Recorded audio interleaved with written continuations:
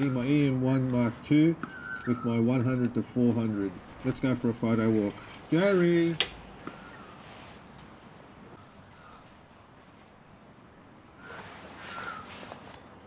Enough shenanigans.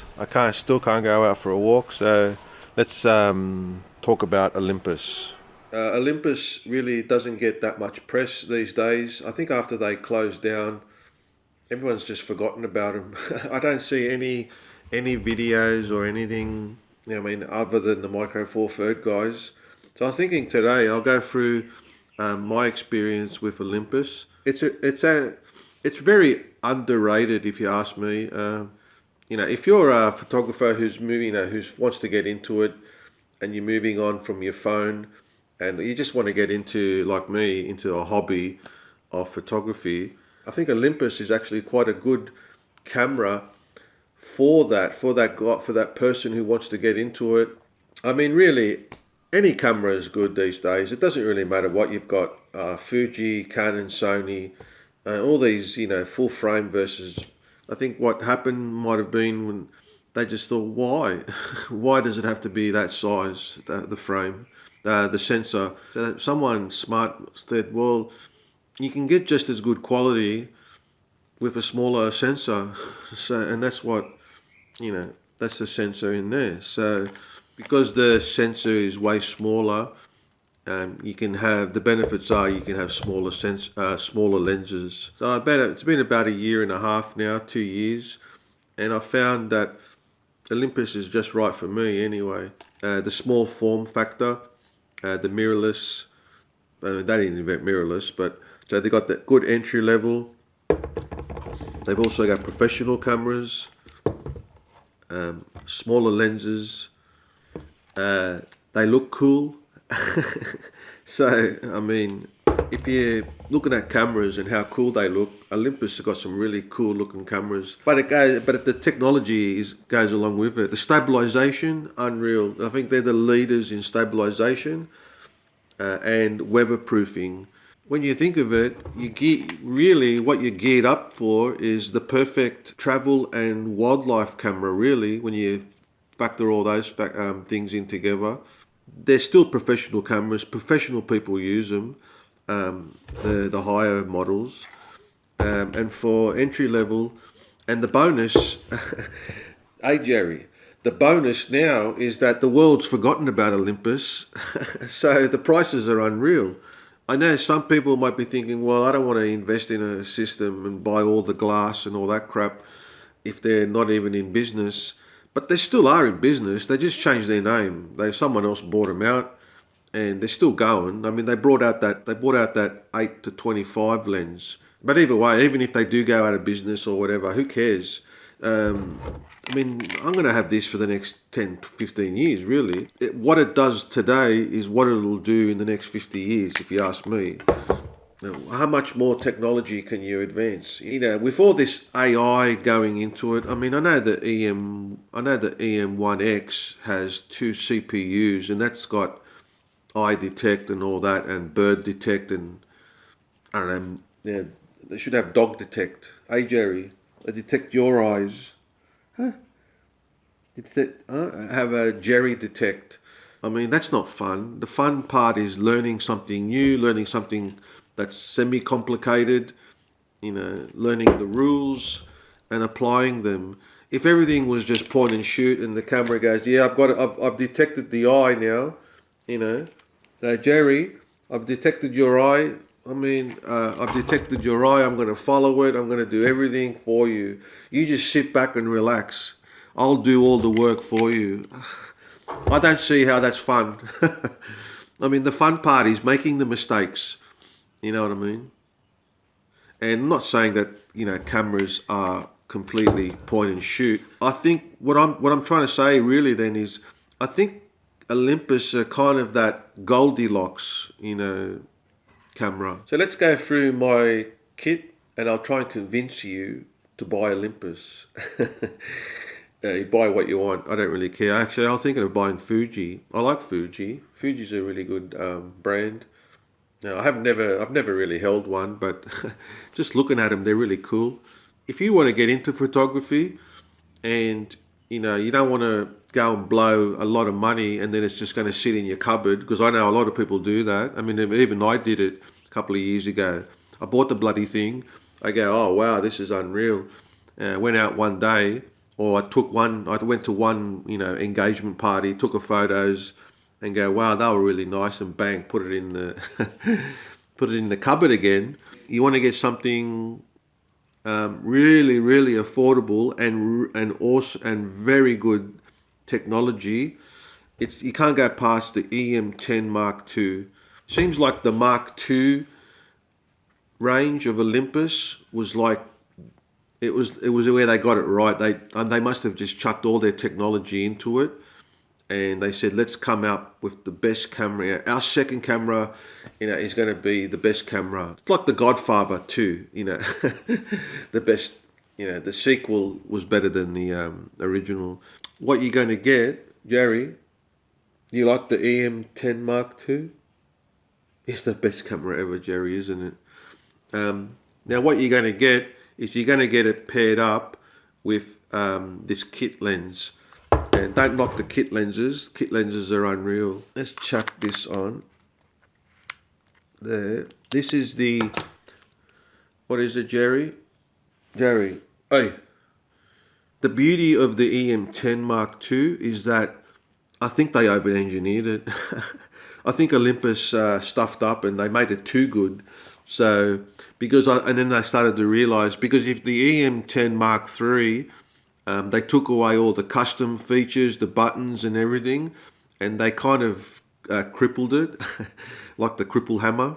If I was you and I wanted to get into photography and I didn't know which way to go, and I just didn't want to spend too much money, I just wanted to see if I liked it or not, the EM10 Mark II with the kit lens, and even now with the prices of like $300 or $400, not even, second-hand you can get them for like $200. Get the twin kit lens. So with the twin kit, you'll get 14 millimeters to 42 millimeters, and then if you get the 40 to 150, you'll get the longer telephoto range. Don't underestimate that kit lens, especially the 40 to 150. I broke mine. I had it on a tripod and it fell. Jerry pushed it over. Hey, Jerry. Anyway, Jerry, why are you licking your toes all the time? Now, the beauty of Olympus, that their lens range is unreal. So you can replace the 14 to 42 and the 40 to 150 with one lens. This is the 14 to 150. Jerry, isn't it the perfect? What's the matter? So, here, the 14 to 150, you could say that is the perfect kit lens. I take that out a lot. That's all I take out most of the time, except I use this a lot too now, the EM10, the EM1 Mark II. You're looking at all day shooting. Take a couple of batteries with you and you're right to go. Hey, Jerry, when we go for a photo walk, hey, too busy licking. There's a longer one. I think there's a 12 to 200. You could buy that one. That's even better. That's the ultimate travel lens. Once you've got that kit lens and you may be thinking, well, I might want to experiment with different lenses and stuff. There are prime lenses. Now what prime lens is just, it's not a zoom lens. That's what prime means. There's not a zoom. It's a fixed, because of the small form factor. Have a look at these prime lenses. Normally, Jerry, what's the matter? You put your big bum in the air. Huh? Oi, come here. Come here. Yes, Jerry. Yes, Jerry. You see the prime? Look how small they are. So, hey, you want to go? No, Jerry. You can't go, Jerry. The government won't let us out of our house. We're in lockdown, Jerry. We'll go later. So, you already went, Jerry, in the morning. You wake up at bloody 5 o'clock for a walk. You want to go again? Jerry, No, Jerry, we'll go later. Hey, you come here and stay here. You talk to the camera. Come here. Come here, Jerry. Prime lenses, unreal.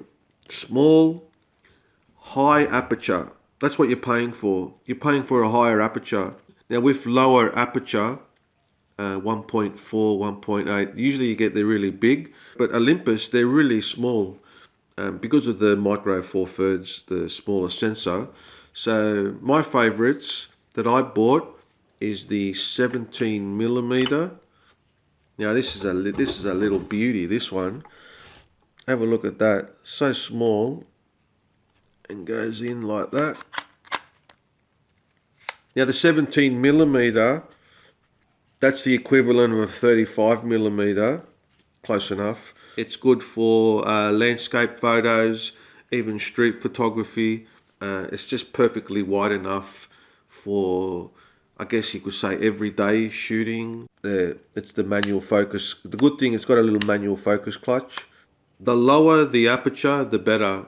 You have more opportunities for higher shutter speeds. You have more opportunities for lowering the ISO. You know, obviously bokeh. You know, you get better bokeh, Barocca. I call it Barocca. BB Barocca gives you that BB bounce. Now the next one that I went and bought is the 45 millimeter lens. And how small is that? Technically that's classed as a telephoto lens. Now this is so small and so sharp, this lens, it's unreal. I don't know what the hell they did. They must have sprinkled some magic dust in here. 45 millimeter portraits, very sharp. It's I took photos of Jerry, didn't I? Yes, I know. And you were a naughty girl, and you wouldn't stay bloody still. It's that focal range that a lot of portrait photographers use. Anyway, I don't know. People say it's good for portraits. You know, with the 1.8, these are all 1.8. So all the prime ones are 1.8. I think the professionals are 1.4. That's really low light. Hey, Jerry, what do you think? 1.4, 1.8? You don't understand? Stick with the primes. You know, maybe splurge out with a pro one day. But really all you're getting is weatherproofing and one extra stop or two extra stops lower. Primes, they're cheap and they do just as good a job if you ask me.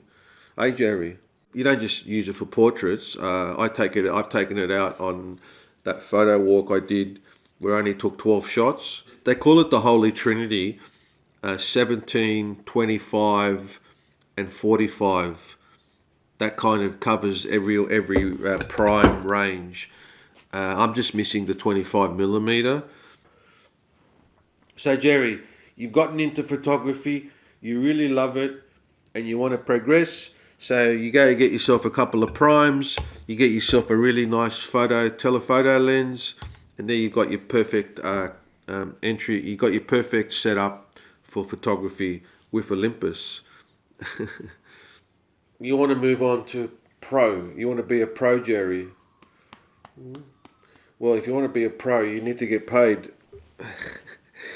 Hey Jerry, no one's going to pay us. Why not jump straight to the EM1 Mark II? Because the prices are so low now. And what's happened is that, like I said, with the EM10 Mark II, the EM1 Mark II was the camera that they over-engineered. They made a camera that was so good. I mean, I think it was very expensive when it came out. And what they did, they upgraded the firmware I think last year. And by doing that, they practically made it brand new again. So if you were getting this for $1,000 second hand, you just had to upgrade the firmware to the latest. And it was like almost like buying the EM1 Mark III. So if you want, you can get this in a kit lens as well. You can get this in a kit. They call it the Pro Kit. You get a 12 to 40, and this manual clutch, solid as, weatherproof, super sharp. I mean, it's pro, so, you know, they don't muck around. Olympus doesn't muck around. 4 years old now, I think 4 or 5 years old. But, like I said, if it was good back then, it's just as good now. All this bloody talk about cameras, I just want to go out. Let's go out, Jerry. Hey, we'll break curfew and we'll go for a photo walk. Jerry, hey, let's go for a photo walk. Come on, let's go.